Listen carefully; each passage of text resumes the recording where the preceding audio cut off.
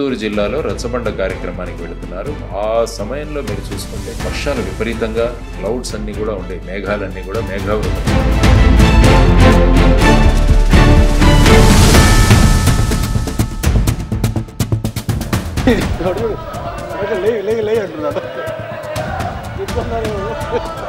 సిగ్గన్నా ఉండాలండి. అందునే వాళ్ళు కూర్చోండి లే అంటున్నావు. సిగ్గుండాలా? ఎట్లా పని చేసిన 9 సంవత్సరాలు ముఖ్యమంత్రి గారు? వైఎస్ రాజశేఖర్ రెడ్డి గారు భారతీయ రాజకీయ చరిత్రలో అతి ప్రగాఢంగా ప్రజల గుండెల్లో నిలిచిన మహానాయకుల్లో ఒకరు. ఆయన 1949 జూలై 8న కడప జిల్లాలోని పులివెందుల గ్రామంలో జన్మించారు. తండ్రి వైఎస్ రాజారెడ్డి ఒక స్థానిక నాయకుడిగా ప్రసిద్ధి పొందినారు.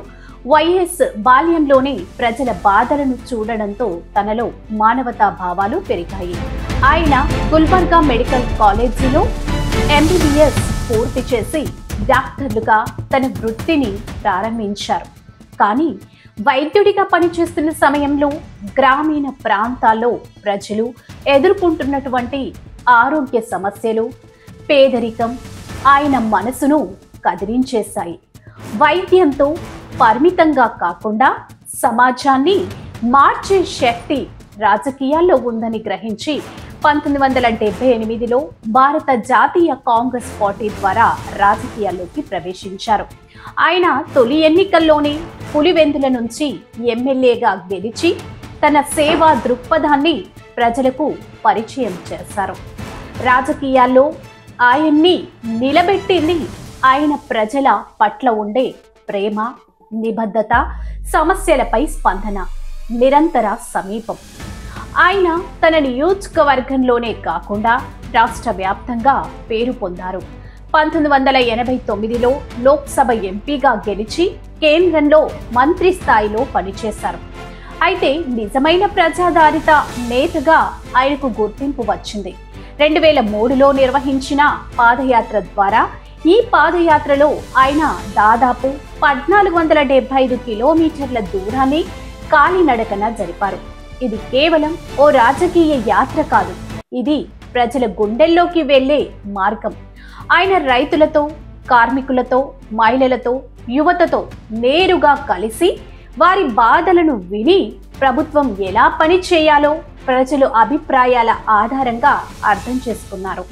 దీనివల్ల 2004లో జరిగిన అసెంబ్లీ ఎన్నికల్లో కాంగ్రెస్ పార్టీ ఘన విజయం సాధించి రాజశేఖర్ రెడ్డి అనే నేను శాసనం ద్వారా నిర్మితమైన భారత రాజ్యాంగం పట్ల శాసనం ద్వారా నిర్మితమైన భారత రాజ్యాంగం పట్ల నిజమైన విశ్వాసం,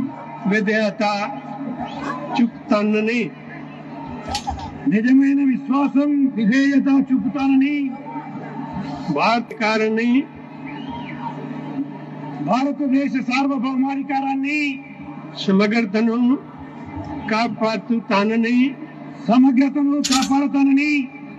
ఆంధ్రప్రదేశ్ రాష్ట్ర ముఖ్యమంత్రిగా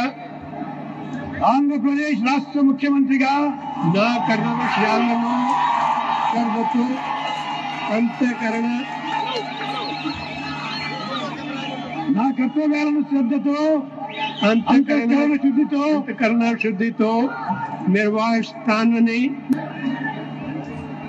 ప్రకాశపాతం గాని, రాగద్వేషం గాని లేకుండా,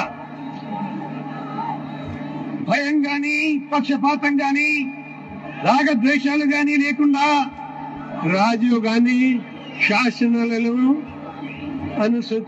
అనుసరించి, రాజ్యాంగాన్ని, శాసనాలను అనుసరించి ప్రజలానికి న్యాయం చేకూరుస్తున్నానని, ప్రజలందరికీ న్యాయం చేకూరుస్తానని దేవ సాక్షిగా ప్రమాణం చేస్తున్నాను. దైవ సాక్షిగా ప్రమాణం చేస్తున్నాము. ముఖ్యమంత్రిగా బాధ్యతలు చేపట్టారు. ముఖ్యమంత్రిగా ఆయన పాలనలో అనేక మార్గదర్శక పథకాలు రూపుదిద్దుకున్నాయి. ముఖ్యంగా ఆరోగ్యశ్రీ పథకం ద్వారా పేద ప్రజలకు లక్షలు ఖర్చయ్యే వైద్యం ఉచితంగా అందించబడింది. జలయజ్ఞం పథకం ద్వారా రాష్ట్రంలో అనేక పెద్ద నీటిపారుదల ప్రాజెక్టులు ప్రారంభించి సాగునీటి సమస్యలను పరిష్కరించారు. ఇందిరమ్మ పథకం ద్వారా లక్షలాది మంది పేదలకు ఇల్లు నిర్మించి ఇచ్చారు.